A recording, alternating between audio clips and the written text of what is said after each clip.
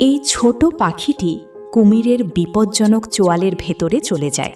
তবুও কুমির একে খায় না। কিন্তু কেন?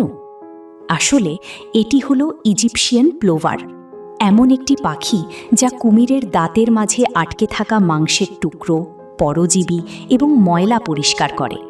শুনতে এটি পাগলামি মনে হতে পারে, কারণ কুমিরের চোয়াল এতটাই শক্তিশালী হয় যে তারা 1 সেকেন্ডে যে কোনো প্রাণীকে চিরে ফেলতে পারে।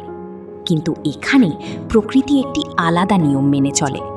যখন কুমির নিজের মুখ খুলে আরাম করে, তখন এই ছোট পাখিটি ভয় ছাড়াই তার মুখের ভেতরে চলে যায় এবং ধীরে ধীরে তার দাঁত পরিষ্কার করতে থাকে। বিজ্ঞানের ভাষায় এই সম্পর্ককে সিম্বায়োসিস বলা হয়, অর্থাৎ এমন একটি যোগাযোগ যেখানে উভয় প্রাণীরই লাভ হয়।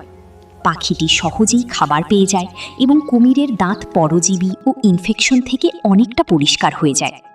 সবচেয়ে মজার ব্যাপার হলো, কুমির এই পাখির ওপর আক্রমণ করে না, কারণ তার মস্তিষ্ক এই পাখিকে খাবার নয়, বরং একজন সাহায্যকারী, হেল্পার হিসেবে চিনতে শুরু করে। ইজিপশিয়ান প্লোভার সাধারণত নদী এবং হ্রদের আশেপাশে দেখা যায় এবং এর কালো, সাদা ও বাদামি রঙের প্যাটার্ন একে বেশ অনন্য করে তোলে। কিন্তু ভেবে দেখুন, এমন একটি প্রাণী যাকে পুরো জঙ্গল ভয় পায়, সেও মাঝে মধ্যে প্রকৃতির সবচেয়ে ছোট প্রাণীদের উপর ভরসা করে। আর এটাই প্রকৃতির আসল বুদ্ধিমত্তা, যেখানে টিকে থাকা শুধু শক্তি দিয়ে নয়, বরং সহযোগিতার মাধ্যমেও হয়।